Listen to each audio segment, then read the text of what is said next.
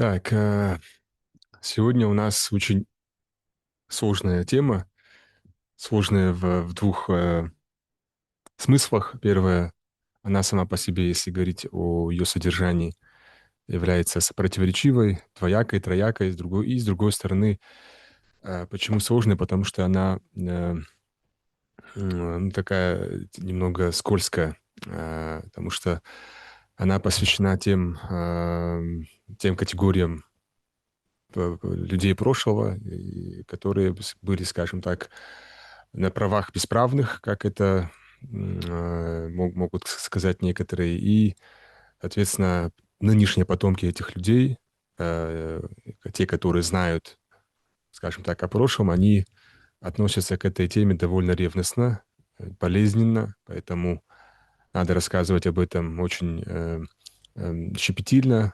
бережно, но при этом, конечно, не врать и не приукрашивать картину, то есть не заниматься, скажем так, подлогом фактов и так далее. Поэтому я постараюсь сегодня быть и аккуратным, и максимально объективным, насколько это возможно, насколько я это смогу сделать, исходя из того, что я знаю на эту тему.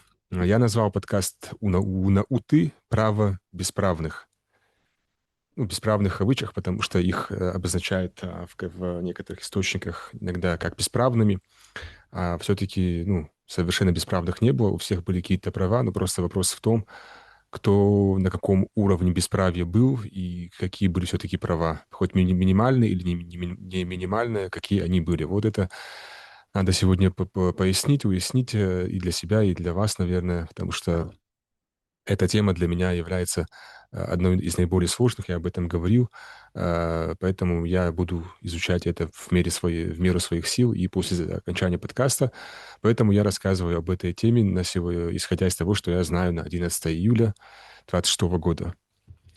Вот как вы некоторые, может, все заметили, вчера выставил у себя в соцсетях эту фотографию, сопроводил этой фотографией, не фотографией, а рисунком, пост о сегодняшнем подкасте.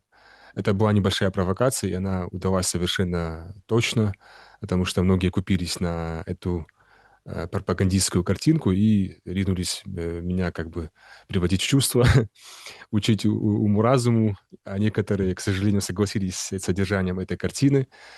Поэтому у меня в Инстаграме получилось... Инстаграм, сразу говорю, запрещенная сеть в России. И там, короче, в комментариях произошла заруба с некоторыми пользователями. Поэтому, если вам интересный трэш-комментарий, приглашаю вас в мой Инстаграм, в последний пост. Там много интересного было написано. Вот, ну, я отвечал в меру своих возможностей. А, Теперь я как бы сразу скажу, что эта фотография в полнейшая дичь. Этот рисунок этот рисунок сфотографировал я в Национальном музее Кабардино-Балкарии, на секундочку. Национальный музей Кабардино-Балкарии. Рисунок некоторый художник тут, некая Хасиева. Я не знаю, кто это такая, без понятия. Но эта фотография и сейчас висит, или висела до недавнего времени в стенах Национального музея Кабардино-Балкарии.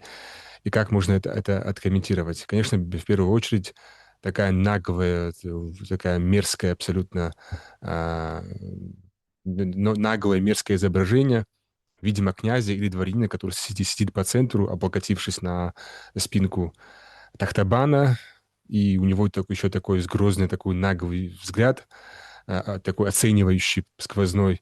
И, естественно, рядом сидит Муа, безусловно, как второй плохой персонаж любой советской агитпропаганды.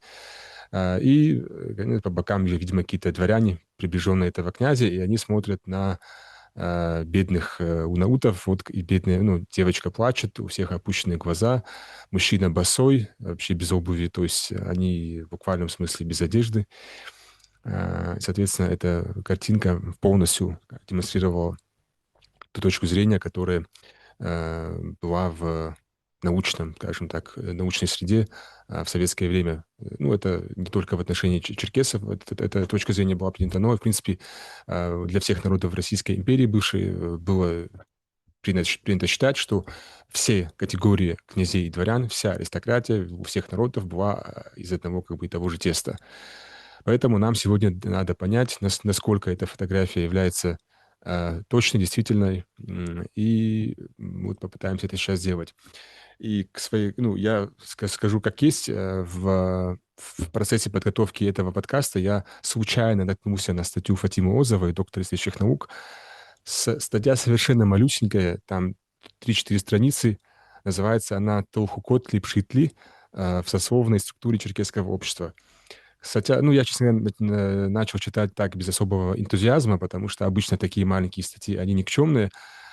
А тут эта статейка оказалась максимально полезной, объемной по смыслу, а не по содержанию. И, ну, честно говоря, иногда даже некоторые монографии, на мой взгляд, не содержат в себе столько рационального зерна и столько интересной информации, чем эта маленькая статья.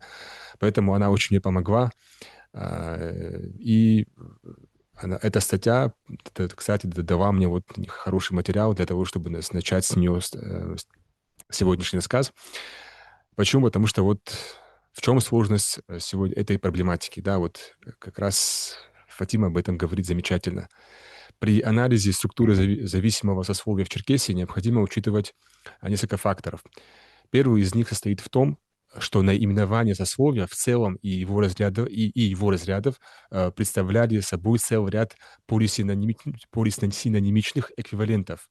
То есть есть термины, они синонимы, да, по отношению друг к другу, но они разные. То есть, и в процессе феодализации черкесского общества старые социальные термины модифицировали свою семантику. То есть те термины, допустим, там унаут, вагунапыт, а это все меняет свое содержание, свой смысл в процессе феодализации, там, в процессе реформации, там, общественной структуры общества и так далее.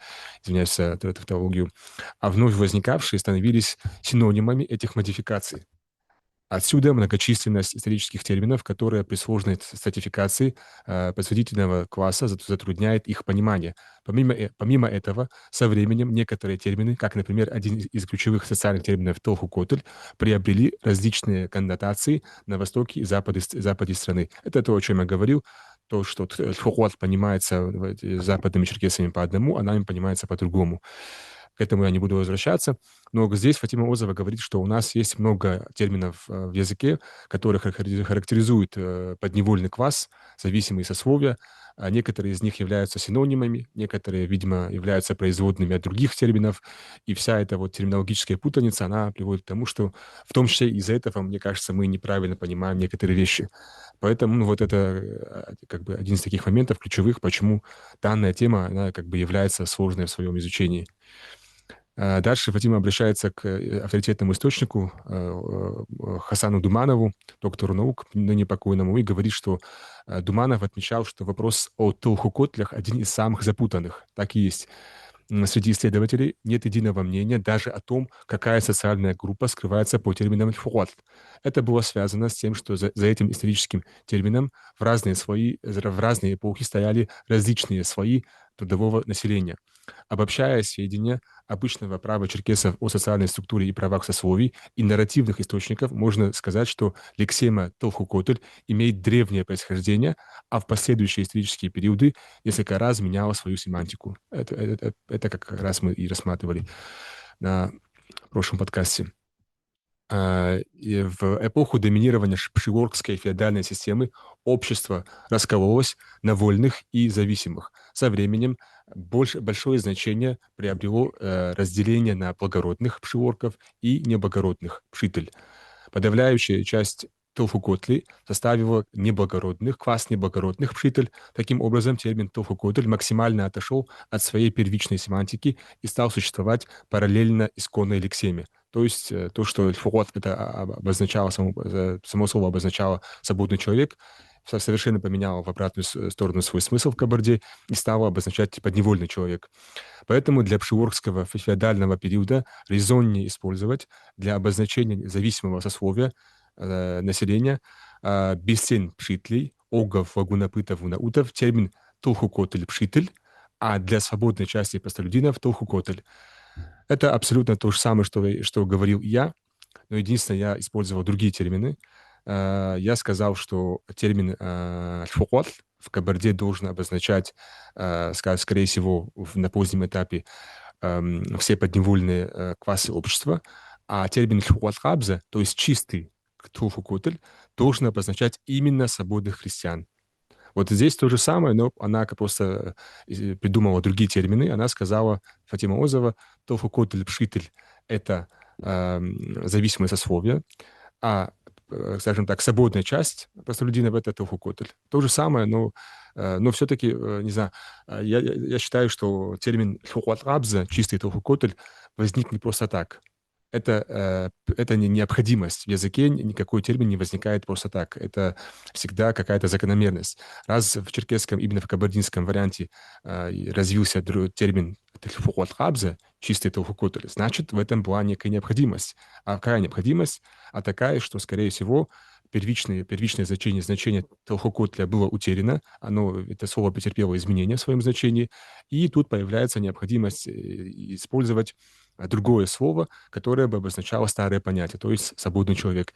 И вот в этом случае в языке, скорее всего, возникает понятие «хуатрабза», чистый Телхокотль.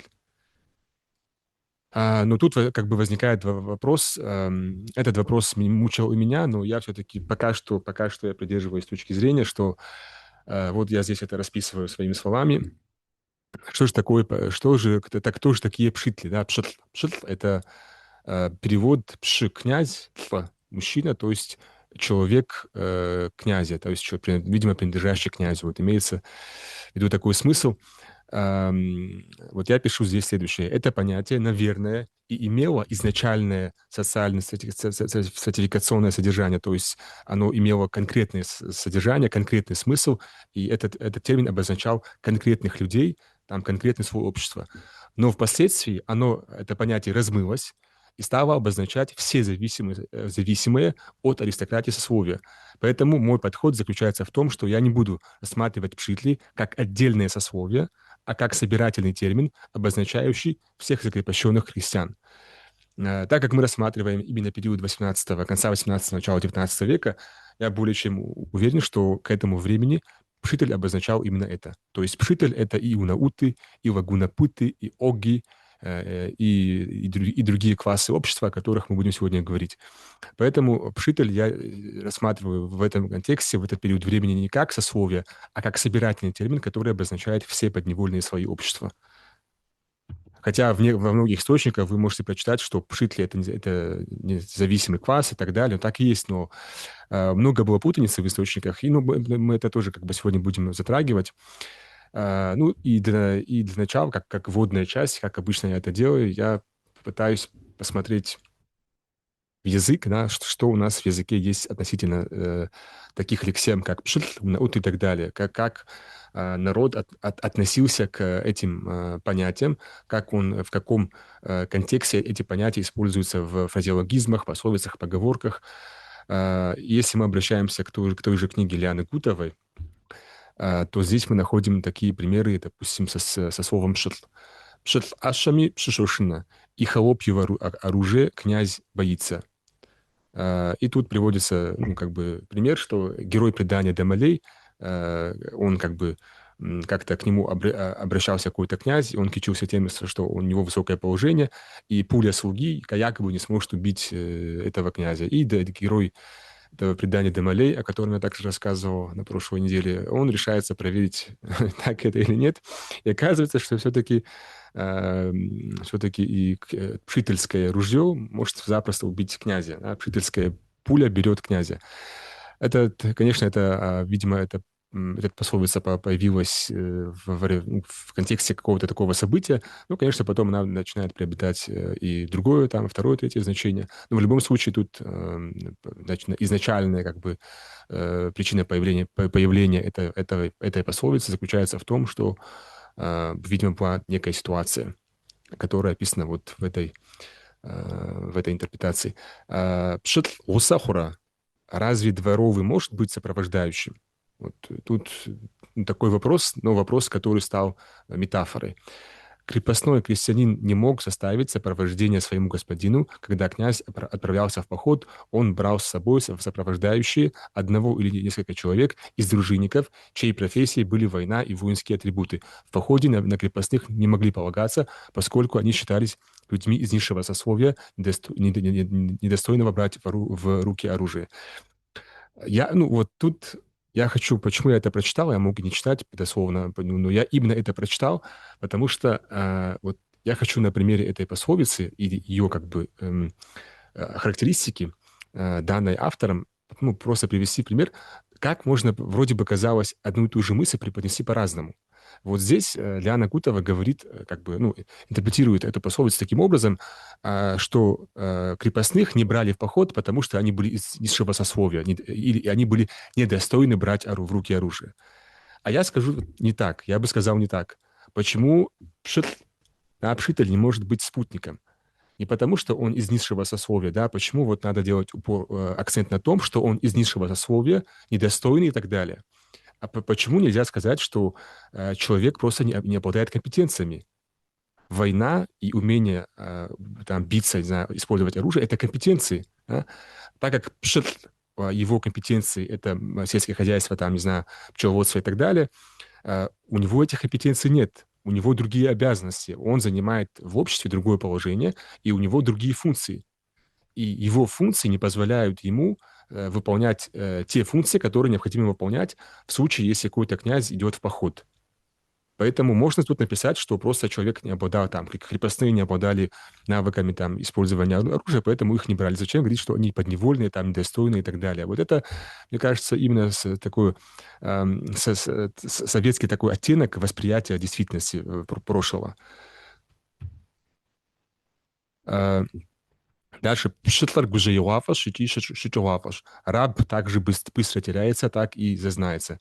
Почему гужеюафа? Да, почему он быстро теряется? Потому что э, он, опять-таки, не привык участвовать в битвах. Да? Для него это является некой, скажем так, интересной ситуацией, стрессовой, поэтому он может потеряться. А почему зазнается?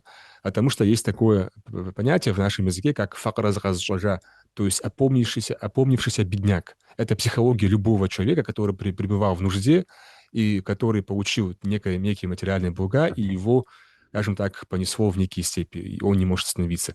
Это я тут приведу очень такой кардинально другой пример, но футболисты Луис Назарио де Лима Роналдо, Гаучо, Роналдиньо Гаучо, там, Робиньо, который, к сожалению, не стал нормальным футболистом полноценным, хотя мог стать звездой там номер один, там, одним из лучших в истории и так далее.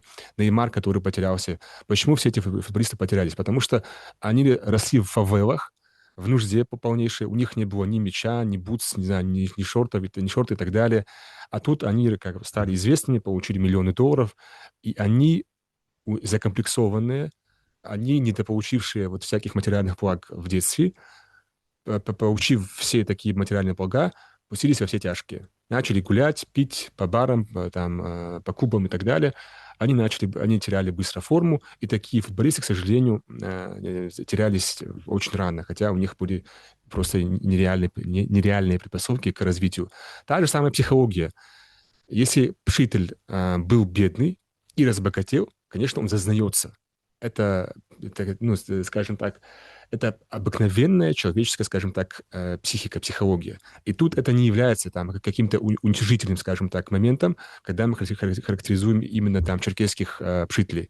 Это общее для всех для людей во всем мире психология.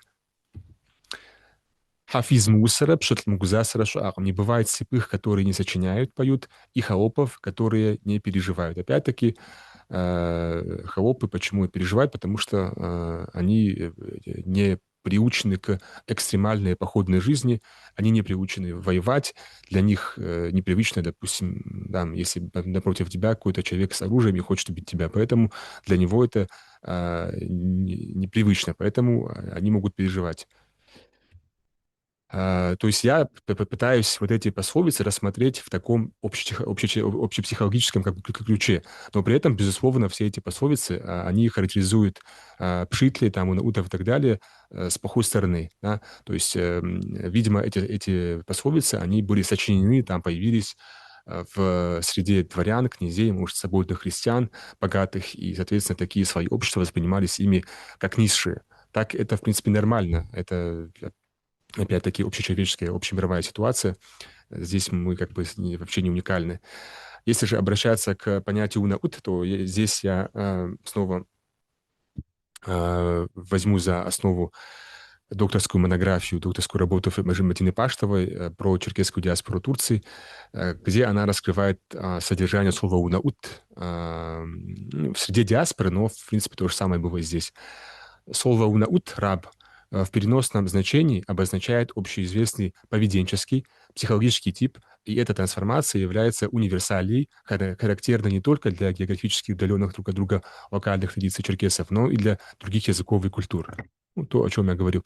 Диаспорный материал дает несколько специфических фразеологизмов на основе этой трансформации. В речи старшего поколения мы можем встретить такие индиктивные выражения, как «хауна утако», «собака унаутский сын» и тому подобное. В переносном значении слово может употребляться в общественно-бытовом политическом дискурсе для обозначения таких качеств, как приспособленчество, конформность, неустойчивость к соблазнам и тому подобное. И теперь я выбрал такой вариант, скажем так, такой подход к этому вопросу. Я решил, скажем так, начать с наиболее свободных, нет, как это сказать, я решил начать с наиболее свободных классов из несвободных. Вот.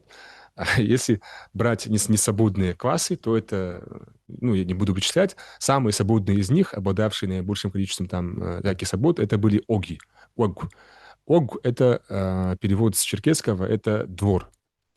Да, почему ог и почему так, почему двор и почему слово двор обозначает класс крепостных, это, думаю, мы поймем в будущем, ну, как бы через некоторое время, во время других этих слайдов. Я обращался как бы вот к этому источнику, здесь это распечатано. Это сборник сведений о кавказских горцев, выпуск 1, и тут есть очень интересная статья, называется «Крепостные в Кабарде и их освобождение». Автор некий ЕС, псевдоним, то есть ну, не псевдоним, а аббревиатура. Он не стал писать почему-то свое имя и фамилию, но, тем не менее, 1868 год, как бы, это, ну, как бы год написания, и это было написано в укреплении Начик. Здесь раскрываются содержания, здесь описываются все вот классы подневольных, которые были в Кабарде. Честно говоря, иногда делается это очень топорно, такой, с очень такой высокой позиции колонизатора, но, тем не менее, как бы в случае с огами, мне кажется, они более или менее адекватно описали суть того, кем были эти самые оги.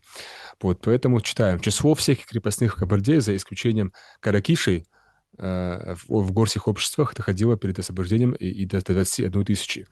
Все они подразделялись на следующие виды: оги, лагунапыты, унауты, каракиши, ясакчи, чагары, казахи, караваши. Вот эти последние, начиная с каракиши, это именно, ну, балкарские подневольные классы, не кабардинские, но так как он пишет и о Кабарде, и о Балкарии, он перечисляет здесь и балкарские подневольные классы. Денежных повинностей ни один из этих видов не знал. Все они отбывали одни натуральные повинности, заключавшиеся в известного рода услугах и работах, установленных обычаем для каждого вида особо. И ну, общее число крепостных доходило до отмены крепостного права в России до 21 тысячи, по словам этого автора. Так, и он говорит о богах следующее. Оги, они существовали только в Большой Кабарде, и во время освобождения численность их состояла всего из 15 семейств, что тоже очень интересно. А повинности их заключались в следующем. На время покоса, тут он буквально перечисляет через запятую, что они делали, оги, какие у них были повинности. На время покоса каждый член семейства с 16-летнего возраста обязан был 3 дня в продолжении всего покоса косить для своего господина, а 2 дня убирать и доставлять сено в ауле. От работы этой освобождались только пастух и пчеловод, присматривавшие за баранами и пчелами огов. Но последний все-таки ежегодно должен был доставить своему господину 3 сапетки корзины меду. На покос оги получали продовольствие от господина. За пахоту же земли для себя семейство ога платило господину с каждого плуга по 60 мер проса, и кроме этого ежегодно обязано было доставить, смотря по состоянию, от 2 до 4 араб проса, считая в каждой арбе по 30 мер, и от 7 до 10 возов дров. Ежегодно же они поправляли крышу господской сакли, которую они должны были и построить, вывезши предварительно необходимый для постройки ее лес. При женитьбе владельца или его сына Ог должен был дать помещение в своей сакле новобрачной, кормить и одевать ее в продолжении 1 года, а при выдаче своей дочери замуж дать владельцу из полученного колыма 2 быков и 2 коров. При разделе имущества между членами какого-нибудь семейства господин брал с него 100 рублей или 100 баранов, или же раба, мальчика или девочку 5-6 лет. Приезжающих к господину гостей Ог должен был помещать в свои сакли, кормить как их, так и лошадей. Во время поста Рамазана все Оги по очереди делали своему господину ужин, а в случае смерти господина или кого-нибудь из членов его семьи обед также по очереди. Больше никаких повинностей Оги не отбывали, жили совершенно отдельным хозяйством от господина и ничем от него не пользовались. То есть это были наиболее свободные из несвободных классов. Ну, уже как бы другой источник, это у нас Евгения Налоева, к которой я буду обращаться сегодня довольно часто. Она писала об огах следующее. В отдельную группу зависимых христиан входили оги. О генезисе и удельном весе огов в нашей исторической литературе существуют различные мнения. Термин «ог» в источниках XVIII века не встречается, и он нам известен лишь по материалам XIX века. Наоборот, документы часто упоминают группу крестьян под названием чагары, различая их при этом на княжеских и узденских. В отношении крепостной зависимости чагаров документы не оставляют сомнения, но их не смешивают с холопами. Так, в 1747 году князь Касай Атажукин, жалуясь на действия других князей, писал в Кизляр генералу Дейвицу: «Скот, пожитки, холопов и чагаров наших разделили по себе». Здесь автор письма делает четкое разграничение между чагарами и холопами. Различие между ними прослеживается и по архивным материалам первой половины XIX века. На это обратил внимание и Шора Ногмов, который писал: «Если чагар до того обеднеет, что не в состоянии господину своему уплатить положенной подати, то должен служить у господина во дворе наравне с холопами». То есть чагары, исходя из вот этих данных, это, скорее всего, и есть оги. И термин ог, как самостоятельный термин, появляется в источниках где-то уже в XIX веке. До этого использовалось понятие чагар, тюркское.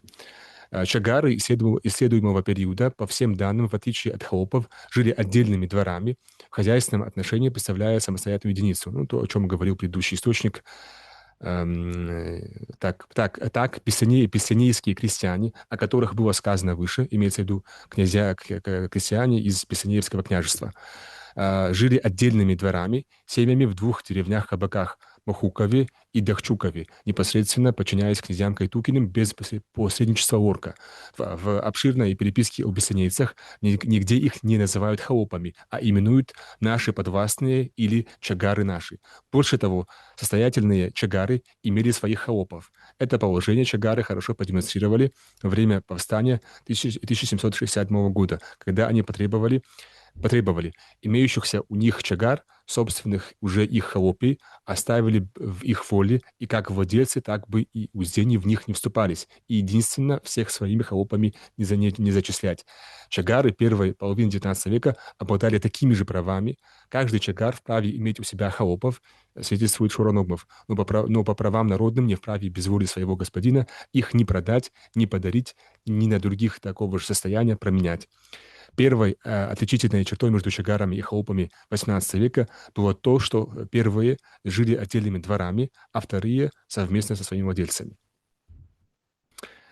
Ну да, давайте, это потом так. А теперь, если мы говорим о лагунопытах, это вторая категория подневольных крестьян у черкесов. И Евгения Налоева в той же монографии своей говорит про них следующее. Значительную часть зависимого класса составляли лагунопыты, которых в русских источниках XVIII века называют природными холопами, наши пахотные люди, наши бобыли.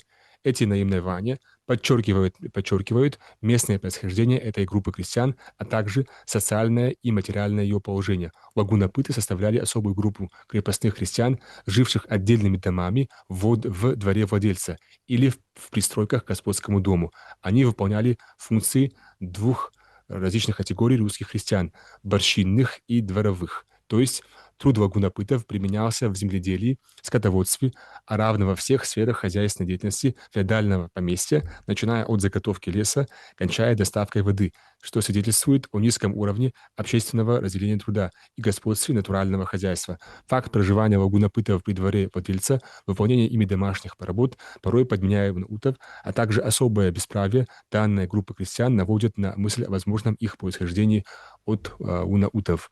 То есть, значит, на что я обращаю ваше внимание? Вот оги, у них есть свое отдельное поместье, дом, сакля, которое находится рядом с двором своего владельца.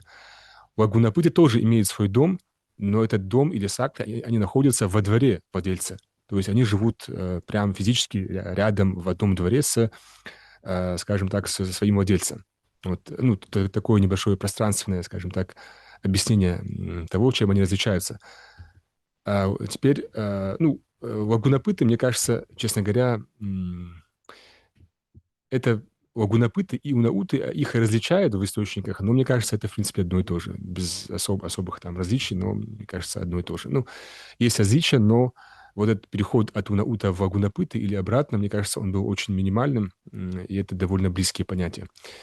И Евгения Науева, она вот перечисляет в своей той же работе много разных, как это, ну, не профессий, но родов деятельности, которыми занимались унауты. И это очень интересно. На самом низу всей сословной иерархии находились унауты, совершенно бесправная категория эксплуатируемого населения, домашние рабы. Ну, не знаю, почему Науева так сказала, что они совершенно бесправные. Ну, были у них права, но ограниченные, более ограниченные, чем у других. Унауты, как правило, вели домашнее хозяйство владельцев. Существовали как бы профессионально унаутские обязанности. Так князь держал унаута в качестве личного повара, шафа, который постоянно сопровождал своего господина во всех поездках и походах. Псарней князя владел собаковод Хазеша. Это, кстати, было мужское имя. И так, допустим, звали моего деда.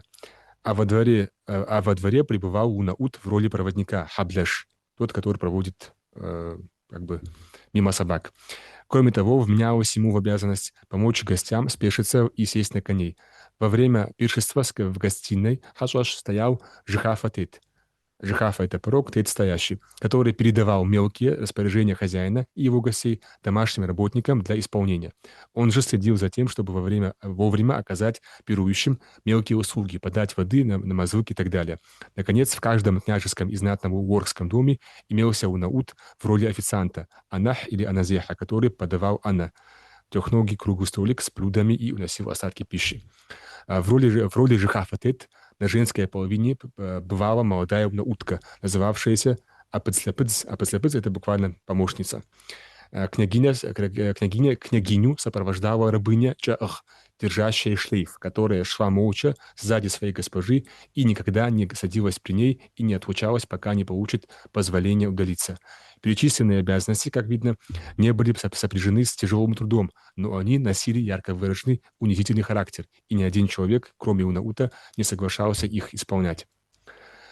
И другой автор, Кажаров Валерий, на ту же тему. Большая часть унаутов или безобрядных холопов состояла из женщин, которые в источниках первой половины XIX века называются дворовыми служанками, дворовыми прислужницами, горничной прислугой. Основные их обязанности сводились к выполнению домашних работ, уборки комнат, услуг госпоже и так далее. При этом наблюдались существенные различия в правах мужчин-унаутов и женщин-унаутов. Мужчина-унаут, достигший совершеннолетия, имеет право требовать от владельца покупки ему жены лагунаут. При таком браке он и его дети обращаются в обрядных лагунаут. Этим и объясняется их сравнительно небольшой удельный вес в общей массе унаутов. В докладной записке о зависимых условиях в Кабардинском округе отмечалось, роскошь, ну это уже как бы не наша как бы эпоха, получается, совсем не наша эпоха, но это не наша эпоха объясняет и нашу эпоху, и наш как бы период, поэтому я это зачитываю, и Я буду это комментировать, когда закончу. Роскошь и привычки полупросвещения умножили расходы и разнообразили потребности жизни, нисколько не расширив средств к их удовлетворению. Сравнивая настоящее положение кабардинцев, в каком они были 20 лет назад, найдем, что они значительно обеднели, а высшее сословие совсем разорилось. Сыщется не более 10 людей, имеющих большие стада. Ленность и тщеславие были причиной, что всякий кабардинец, заручившись деньгами, спешил купить себе холопов, дабы просуществовать в праздной бедности их трудами. Каждый владелец предоставлял все свое хозяйство их попечению, а жена его передавала унаутам всю домашность, заботясь только о богатстве одежды и обилии угощений для приезжающих в дом гостей. Из простого тщеславия прослыть в народе отличной хозяйкою.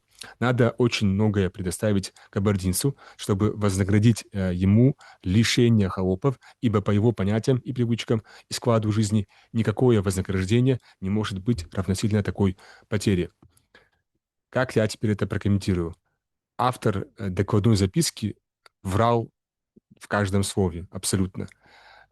Ситуацию, которая сложилась на момент там, 1866 года, он объясняет тем, что кабардинцы были тщеславны, что они пребывали в праздности, были расточительны и так далее. Поэтому они, скажем так, банкротились, теряли свое имущество, статус и так далее.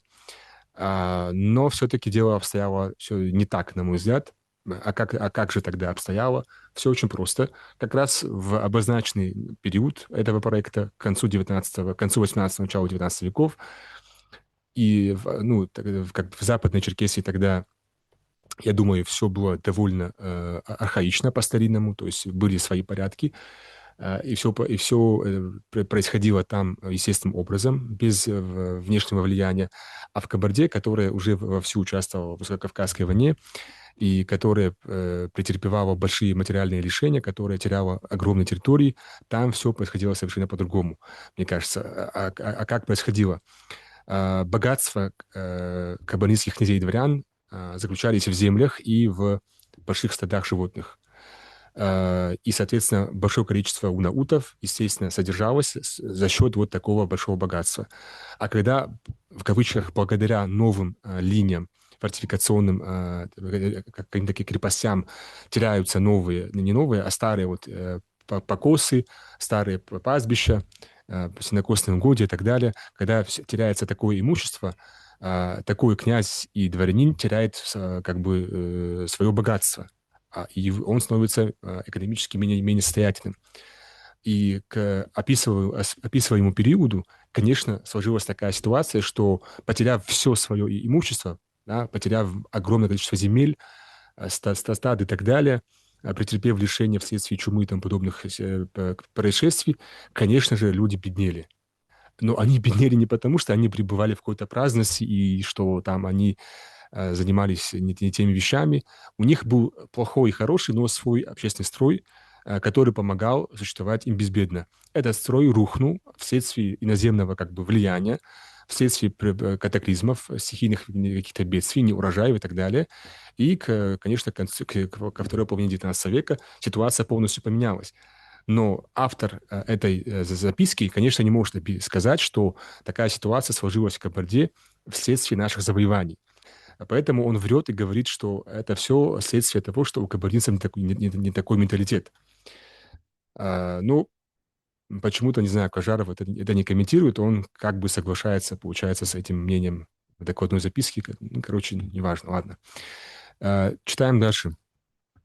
Тем не менее, в 20-50-е годы XIX века владельцы в массовом порядке освобождали обрядных холопов от крепостной зависимости с целью получения значительной по тем временам выкупной суммы. Вырученные средства позволяли, с одной стороны, частично удовлетворить потребность в роскоши, о чем мы уже говорили, а с другой давали возможность купить унаутов и тем самым в какой-то мере обезопасить себя от окончательного разорения. В середине XIX века князья и дворяне по-прежнему остро нуждались в них, так как ни одна женщина, не только свободная, но и из обрядных холопов, не согласится жить и работать в чужом доме за плату, какой бы она сама ни была бедности, считая это занятие унизительным и свойственным служанке-унаутке. Однако ценность унауток определялась не только этим обстоятельством. Для пши и орков престижность владения ими значила не меньше, чем прямая экономическая выгода от их эксплуатации. Автор, указанный так в одной записке, писал по этому поводу следующее. «Я знаю несколько женщин, которые развелись, внимание, которые развелись со своими мужьями, покидали детей и жили в крайности у своих родных почти работницами из-за того, что, лишившись служанки, мужья не в состоянии были купить другой.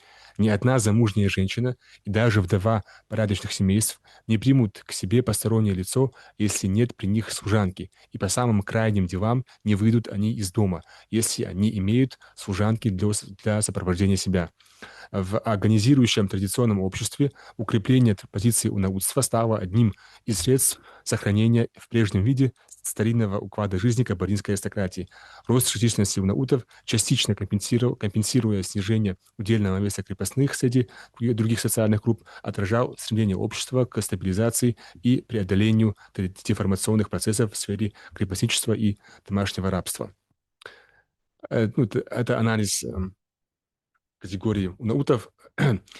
И, это, скажем так, основные категории. Это вот писанпшитл, да, или оги, лагунапыты, унауты и так далее. Ну и множество разновидностей унаутов, которые прислуживали хозяйкам, которые были в Кунацке. Это все разновидности унаутов, но это все унауты. И я как раз думал, честно говоря, думал, как написать такую таблицу, которая бы характеризовала бы вот эти все категории, потому что их много, и я подумал, было бы классно иметь какую-то таблицу, которая бы позволила бы так наглядно посмотреть со стороны на все эти классы общества. И я думал, делать эту таблицу, не делать, потому что это потребовало бы очень много сил. А оказывается, такая таблица есть у Фатимы Озовой в ее статье, о которой я говорил в самом начале, и что меня очень сильно обрадовало. И, она подразделила, она, скажем так, привела по вертикали, скажем так, владельцев, которые могли владеть какими-либо видами там придворных, и описала, какими именно они могли владеть. Конечно, наибольшая завидность прислужников была у князей. Вот Песненшитл, Пшиуна-Ог — это крепостной первого разряда, Лагуна-Пыт и Лагуна-Пши, прислуга князя. Вот у князей были три разновидности крепостных. У дворян тоже были разновидности крепостных. Это оги, о которых мы говорили, Лагуна-Пыты, то же самое, и унауты. У твакотли, то есть крестьян или азатов, военнопущенников, могли быть Лагуна-Пыты и унауты. У огов могли быть, то есть подневольные имеют тоже подневольных. Об этом мы говорили тоже на прошлом подкасте. У огов могли быть лагунапыты, пшетлами пшетл, то есть перевод пшитель, то есть крепостного. Унаут — это то же самое, что и у других. И дальше Фатима очень, очень классно, емко, понятным языком характеризует, сравнивает эти классы общества и, мне кажется, ставит, многое проясняет. Поэтому читаем. Зависимость различных групп населения имела значительную градацию, что выразилось в терминах. Вот это очень интересно. На это я не обратил внимания, но Фатима обратила мое внимание, это прям классно она заметила. Различия между тремя разрядами зависимых людей проявлялись внешне наиболее ярко через расположение места их проживания относительно господской усадьбы. Лагунаж, лагунаж, очаг большого дома или котел. Если до закрепощения свободные толхукотли селились там, где им заблагорассудится, то в процессе закрепощения господин-крепостник стал указывать попавшим в зависимость, где селиться. Таким образом, все разряды зависимого населения получали паркировку по признаку их физического расположения относительно лаунаж. И чем дальше был пшитель от усадьбы господина, тем меньше была степень его зависимости. То есть, если мы берем огов, Бесфан Пшитли и Оги, права и обязанности которых были одинаковыми, находились только в поземельной зависимости и жили со своими отдельными дворами, огами, буквально двор за пределами городской господской усадьбы. Поэтому их и зовут оги. Почему оги двор? Потому что у них был свой двор. Дома зависимых от господ, как поземельно, так и лично огунапытов, находились вблизи вагунаж, феодальных сеньоров. То есть огунапыты, их дома находятся непосредственно во дворе княжеского дворянского дома. Отсюда они, согласно образной черкесской речи, и назывались вагунаутами или вагунапытами. Это перевод такой: приделанными, пристроенными к вагунаж, большому дому, котлу сеньора, то есть не составляли отдельный котел, а были частью большой семьи сеньора. То есть вагунапыты, их дома примыкают напрямую к домам князей, поэтому, скажем так, они получили такое название: приделанные или пристроенные к княжескому дворянскому дому. Третья категория пшитлей, будучи по большей части прислугой, вообще проживала на территории господских усадеб, в пристройках к ним или в смежных комнатах с женской половиной дома, о чем говорило их название: унаут унешхорис, приставленные к дому, сидящие в большом доме. Таким образом, пшитли получали впоследствии еще по одному наименованию. Помимо наименования по разной степени, в зависимости от господина Хожепш, в зависимости от места расположения их домовладения, соответственно, огов, вагунапытов и унаутов. Дальше. Наглядное различие между разрядами зависимого населения по признаку территориальной близости к господину дает описание усадьбы князя, имеющейся у барона де Сталя. Впереди дома, это он уже пишет сам Сталь, впереди дома князя или зажиточного дворянина построена кунацкая хагеш, то есть хачош, для приема гостей, опрятно содержанная, содержанная, или в очаге постоянно горит огонь, кругом стены вешалки для оружия гостей, в углу сакли свалены ковры и подушки, которые раскладываются по мере надобности. Позади кунацкой сакли расположены сакли князя и его жены и его прислуги, навесы для лошадей и баз для скота. Все это обнесено забором. Поблизости княжеского жилья расположен аул князя Пшиунахабля. Там живут его крестьяне и вольноотпущенники. Их специальное занятие есть земледелие и пасьба скота. Половина их труда принадлежит князю. Несколько подальше расположены сакли Пшиуна-Ог, вольных жителей и дворян, составляющих так называемый дом князя. Как видно из текста Шора Ногмова и составленной на его основе таблицы номер 1, о которой я описывал ранее, термины «крепостной» и «крестьянин» имели в черкесском языке различную семантику. Под крепостными понимались зависимые по земле княжеские крепостные первого разряда, бесенпшитли, и дворянские крепостные первого разряда оги, а под крестьянами вагунапыты, находившиеся как в поземельной, так и в личной зависимости от господина. В постановлениях о сословиях в Кабарде последние названы также холопами. Таким образом, термины русского языка «крестьянин» и «холоп» использовались для передачи норм обычного права черкесов как синонимы, хотя их эквивалентность не была абсолютной, так как лагунапыты имели ограниченные личные права. Тут Фатима Озова затронула фундаментальную проблему в терминологиях. Возьмем в качестве примера нашу же ситуацию. Да? У нас есть в XVIII веке в Черкесии 3-4 класса зависимых людей. Да? Появилась администрация русская. Она должна как-то их описать. Да? И что делают какие-то чиновники, офицеры, которые занимались такими вещами? У них какой выход из ситуации? Они могут, первое, попытаться применить понятия, которые есть в русском языке, для того, чтобы описать те вещи, которые есть в нашей культуре, да? Или же взять в обиход сами же туземные, как они говорили, понятия. Они делали 50/50. И вот из-за этого, мне кажется, получалась путаница. Условно говоря, какой-то офицер делал донесение, и он говорит «холоп». Кто знает, что этот человек имел в виду, кто такой холоп? Холоп — это лагунапыт, это ог, это унаут или кто такой, да? А кто такой крепостной, кто такой крестьянин, да? Там просто тьма тьмущая этих терминов, как адыгских, неадыгских. В итоге это все вот так перемешивается, получается путаница терминологическая. И это все, в конечном счете, в кавычках, помогает тому, что мы путаемся в том, вообще, кто что имел в виду. Поэтому, конечно, самое идеальное в таком случае — это брать оригинальные этнические термины, и если ты пишешь какую-то докладную работу, допустим, ты пишешь там «Лагунапыт» и делаешь сноску. Лагунапыты — это у черкесов вот такие-то, такие-то крестьяне с такими-то там правами и обязанностями. И в таком случае мы даем как бы понять читателю, кого мы имеем в виду.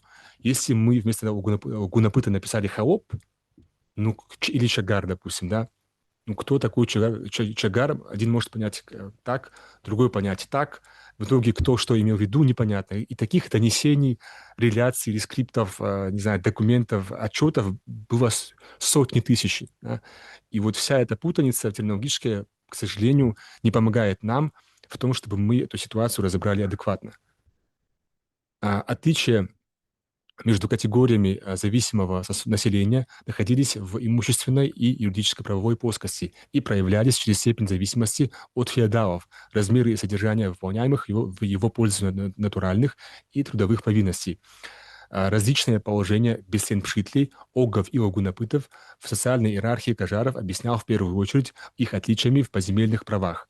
Также в период высокой степени закрепощения черкесских христиан сохранялся тот общественный договор, когда превратившиеся в лагунапытов тухукотли имели право, как князья, и орки и свободные земледельцы, на собственное хозяйство, на пахотный участок и покос на условиях выплаты установленной ренты. Только унауты, не имевшие собственного хозяйства, не получали в пользование земельных наделов и покосов. Обычное право Черкесии строго регламентировало все возможные пути приобретения хлопов.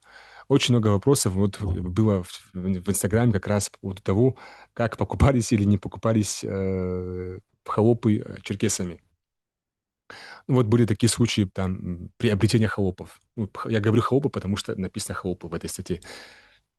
Первые, они переходили по наследству и назывались родовыми, но они не имели права перехода к другим господам.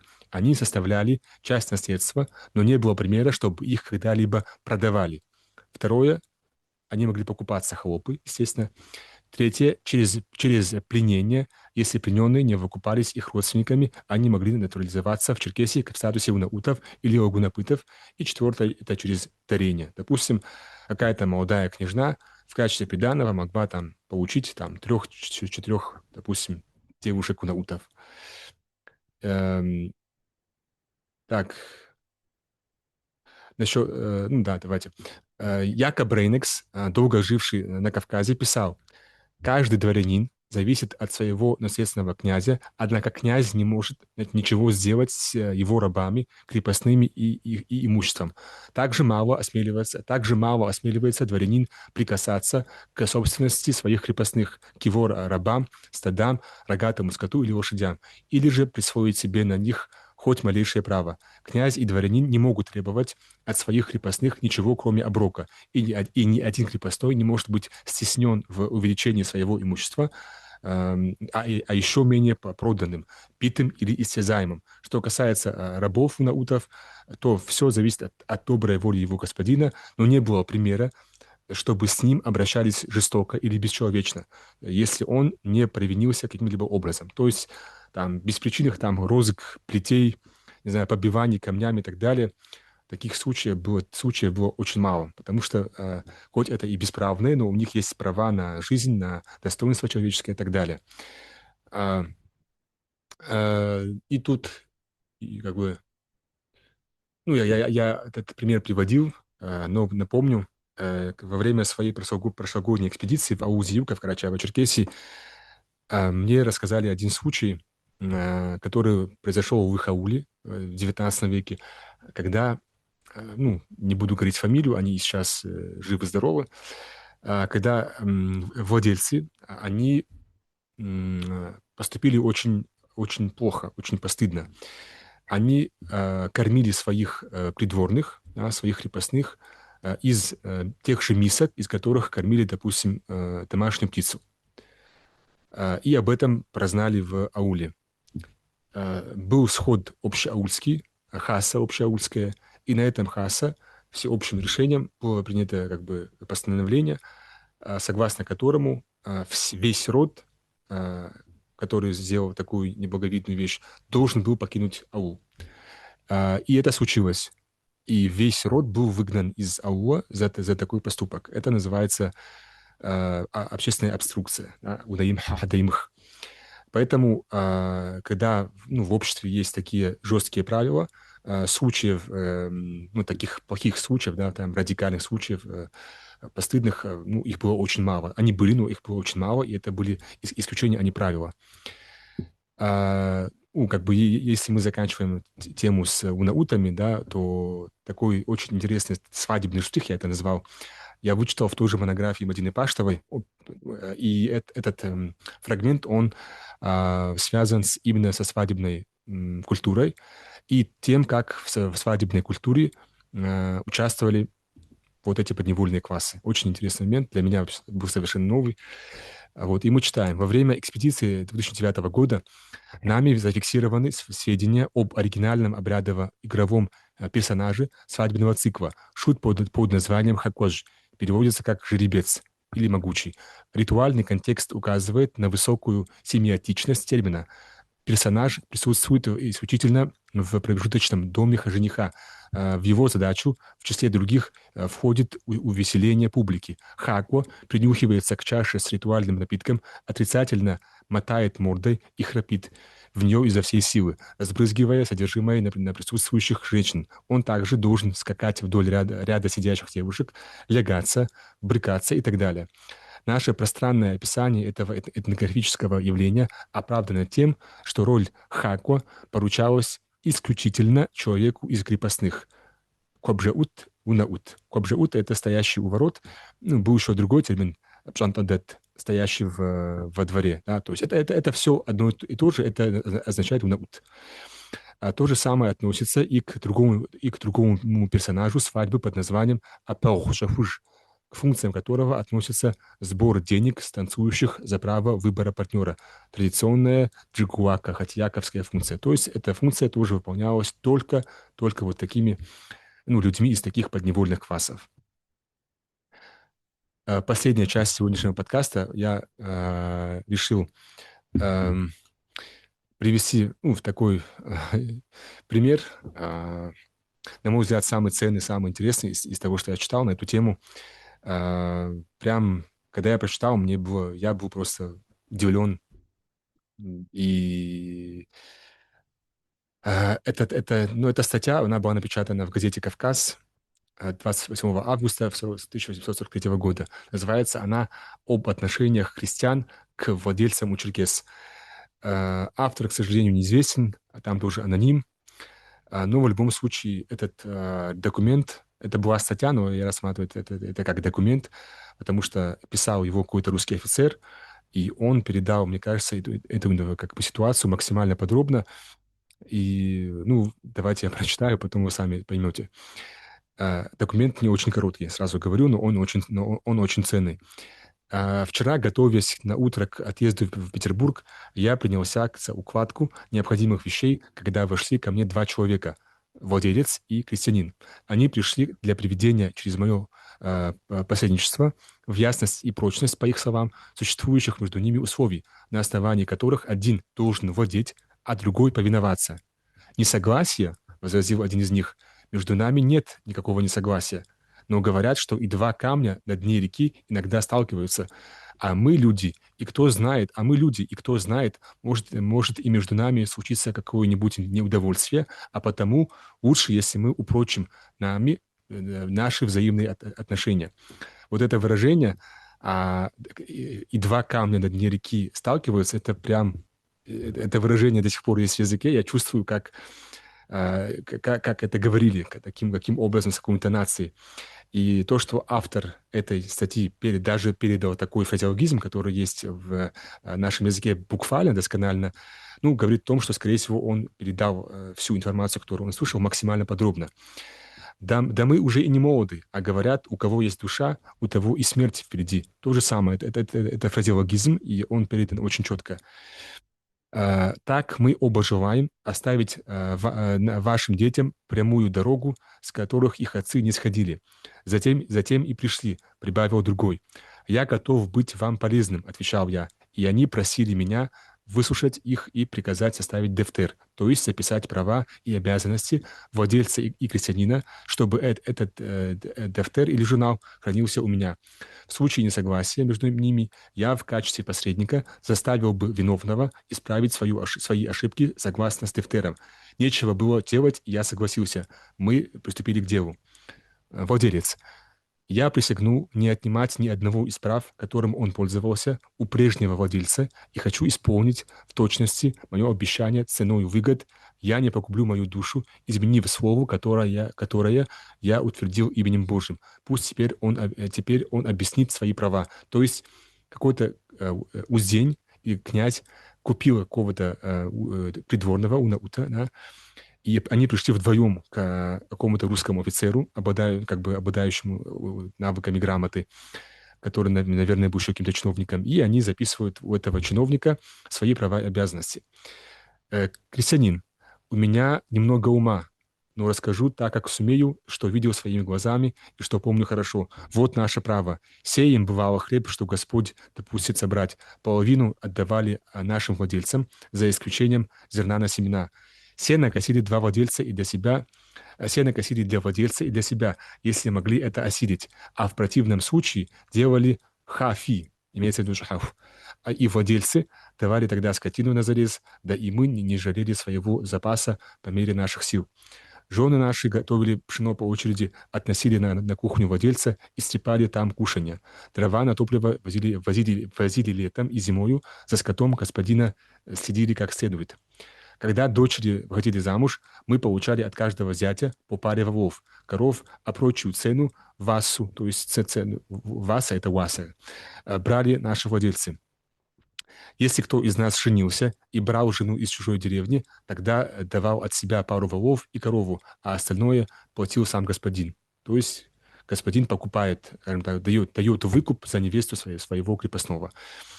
Когда владельцы резали скотину, мы брали себе внутренность, за исключением сала и того, что нужно было для колбасы. Когда приезжали гости к нашим владельцам и при отъезде своем были одарены ими, тогда мы брали лучшее на них платье. То есть крепостные, унауты, не знаю, пшитли, вот зависимые сословия некоторые, они берут у своего владельца наилучшие какие-то наряды, не знаю, может, какие-то куски материи, ткани, которые принес гость в качестве подарка. Представляете себе, и вот поэтому как бы нельзя рассматривать, как бы, казалось бы, одинаковые понятия, там, подневольные, из разных культур одинаково, да, то есть то, что, там, крепостной берет у своего владельца его лучшие наряды, если такое, не знаю, у других народов, я не знаю, но для меня это удивительно. А если угоняли наш скот в распрях наших владельцев с другими господами или причиняли ущерб, то господа наши возвращали нам наши потери, потому что собственность крестьян не считалась собственностью владельца. В случае, если бы наши владельцы стали бедными или постигло их какое-нибудь другое несчастье, вынуждающее продать нас, то они по присяге обязаны не разделять наше семейство, продавать тому, кого мы сами выберем, и ни в коем случае не употреблять против нас ни лома, ни палки, ни веревки. То есть, о чем говорит, да? То есть насилие. А мы со своей стороны присягнули драгоценной книгой Ал-Кораном не изменять им никогда, если они не нарушат наши права. Владелец. Подумай хорошенько, не позабыто ли что-нибудь, и я признаю все эти права, которыми ты пользовался у прежнего владельца. Я желаю приобрести тебя не для барыша, и хочу, чтобы мои доброжелатели не сказали, что я не сдержал свое обещание, а ты обманулся в своих надеждах. Объяснение крестьянина особенно показалось мне интересным, и я тотчас записал его, насколько возможно, приблизительно.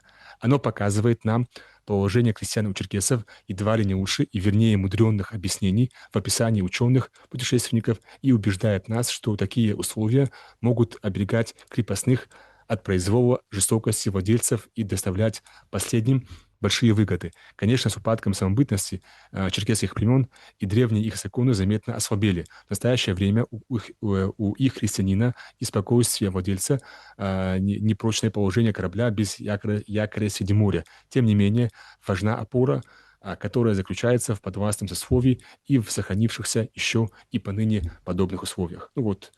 САГ. Не знаю, кто это такой. Девятый номер газеты «Кавказ» за 46-й год, 2 марта. На этом все. Это все, что я хотел сказать на сегодня. Ну, це в тема все-таки в конце скажу, что все-таки очень сложная. Я опустил очень много нюансов, моментов, потому что этого было бы слишком много, это было бы слишком нудно, но вот даже вот в этой статье, в сборнике «Сведения кавказских горцев» есть много описаний обязанностей прав гунапытов, огов, унаутов и так далее. Но этого очень много, поэтому я не стал это все приводить. Мне кажется, в общем и целом понятно, как обстояло дело. Но если, допустим, брать эту ситуацию и пытаться написать докторскую, то, конечно, там, я думаю, много всяких мелочей, нюансов, которые надо уточнять, изучать, дополнять. Но в любом случае для подкаста такого, одного подкаста, мне кажется, этого достаточно. Если есть вопросы, я готов отвечать. Если нет, то нет.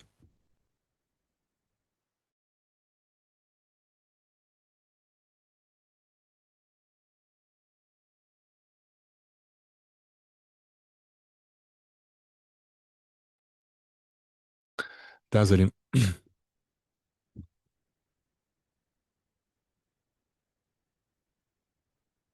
Я, если что, дал слово. Включил звук.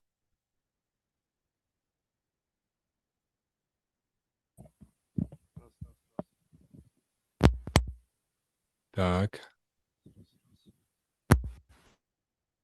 Очень плохо слышно. Раз. Вот Ага, теперь нормально, да. Теперь нормально. Астемир, я прошу прощения. Добрый вечер. Я хотел просто отписаться текстом. Ну, ты мне сразу автоматически это дал. Тогда голосом.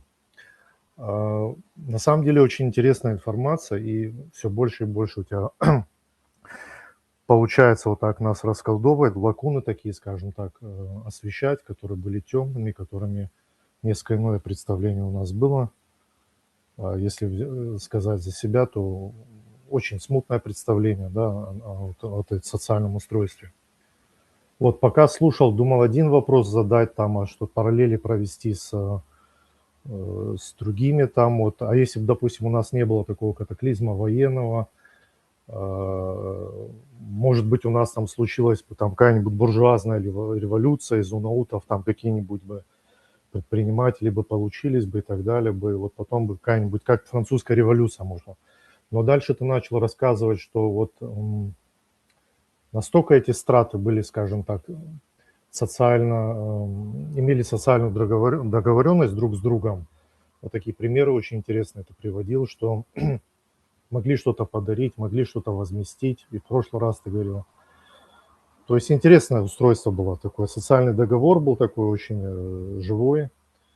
И что я хотел написать в чат тебе, Астемир. Вот ты говорил, есть ли там что-то похожее. Вот что-то похожее мне не попадалось в части вот там подарков каких-то и так далее. То есть тех примеров. Но в одном подкасте я видел, что также вот и в российском обществе, да, там позднесредневековом, пока они вот такую государственность сильную не укрепили, когда уже сильно не закрепостили своих крестьян, там были похожие формы, то есть социальные договоры. Были прямо крепостные какие-то, были люди, которые в найм приходили, работали. Но по мере того, как государство укреплялось, там уже, честно говоря, ну, их продавали и насилие всякое над ними вершили. То есть вот такая параллель есть. Вот об этом я хотел сказать. Вот, извини, что не вопросом, а вот эту информацию.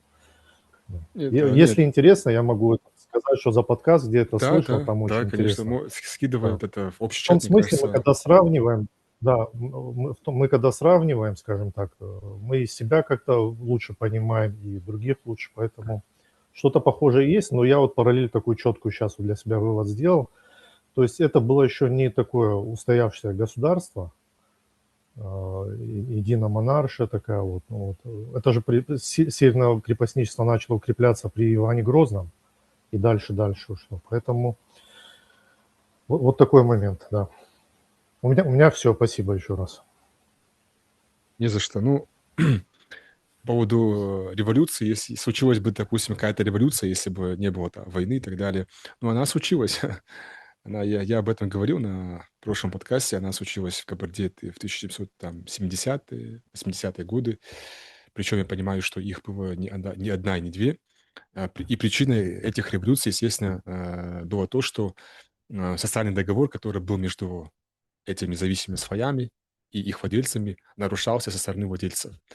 Да, они наглели, они пытались повышать налоги, всякие там повинности увеличить. И крестьяне, не желая, скажем так, столько отрабатывать князьям, дворянам, не желая столько там платить повинностей натуральных, они поднимали бунт, и это было реально так и было, я думаю. Другое дело, что эти бунты, скорее всего, подавливались, они давились не только князьями, они могли, ну, скажем так, и князья, и дворяне в то время, именно в Кабарде, они были и пророссийские, и антироссийские, да, и дворяне, которые были пророссийскими, они, допустим, могли пользоваться помощью каких-то казаков, допустим, в подавлении крестьянского бунта. Такое тоже было. То есть история была совершенно разная. Но то, что она была очень интересная, это однозначно. И картинка, с которой мы начинали этот подкаст, конечно, пропагандистская картинка, которая, я думаю, что не имела отношения к действительности. И многие путают проблему, как это сказать, внутри там, путают проблему рабовладения, назовем это так, внутри Черкесии, и продажи рабов за рубеж, там, в Крым, в Турцию. Вот мне сразу начали писать, вот черкесы продавали там своих детей, не знаю, своих жен, дочерей в Турцию, в османские гаремы и так далее. То есть это такой тоже довольно известный нарратив, такой штамп, довольно приевшийся лично мне, допустим. И это всегда выставляется в каком-то негативном ключе. Вот черкесы занимались такими вещами, поэтому их надо было цивилизовывать. А, Но есть такой нюанс интересный, который заключается в том, что вот в источниках 18-19 века есть упоминание о том, что девушки сами хотели быть проданными за рубеж в Османскую империю. Почему? Потому что это был для них, извиняюсь, социальный лифт. Они мечтали о том, чтобы их продали, увезли в какой-то гарем в Османскую империю. И они могли там добиться высокого положения при дворе турецкого султана. И потом она даже могла вернуться в Черкесию, она могла подтянуть, грубо говоря, своих, она могла одарить своих родственников в Черкесии какими-то подарками. То есть и такое бывало, и это было как бы э, много раз. Поэтому, видя такие примеры успеха в Османской империи при дворе султана, многие девушки мечтали о том, чтобы их продали. Мы сейчас на это смотрим как на продажу своих там дочерей и так далее, а тогда был свой уклад, своя реальность, и в этой реальности иногда эта продажа, она, конечно, имела какое-то даже позитивное значение. Но это, конечно, было не всегда. Конечно, иногда крали, были люди, которые промышляли вот этими кражами людей, продажей их за рубеж. Такое было, безусловно. Но чего было больше этого или того, я не знаю. В любом случае, все всегда очень сложно и неоднозначно. Поэтому, когда мне в комментариях пишут, что вот черкесы всегда там, не знаю, как они могли продавать своих детей и так далее, вы просто не понимаете реальность 17, 18, 19 веков. Вы об этом судите с колокольни там, 21 века, с колокольни современного урбанизированного человека, у которого есть какие-то моральные понятия, ценности, и с вашей, как бы, и с высоты как бы вашего положения современного вам кажется, что это все было ужасно.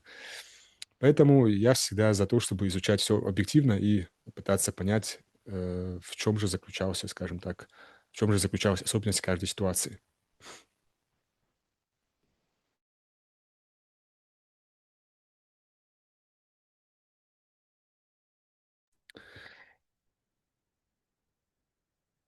Да, да. Ну и если других вопросов нет, то, наверное, на сегодня все. И у меня вопрос, на протяжении всего подкаста зависал ли мой, ну, звук не зависает, но зависало ли мое изображение, если вы смотрели на меня периодически? Не подвисало, да? Замечательно. Так, по поводу следующей недели. Я, скорее всего, буду говорить через неделю ну, вы об этом просили на прошлом подкасте, поэтому и мне это самому интересно. Я буду говорить о чуме, которая была в Черкесии, особенно в Кабарде. И мы будем говорить о том, как она протекала, к чему она привела, как поменялись даты, как поменялся образ жизни людей, какие появились пословицы, поговорки и так далее. Очень интересная тема, поэтому жду вас всех через неделю. Поэтому спасибо за внимание. Вопросы все, как обычно, в чат. До субботы. Чао.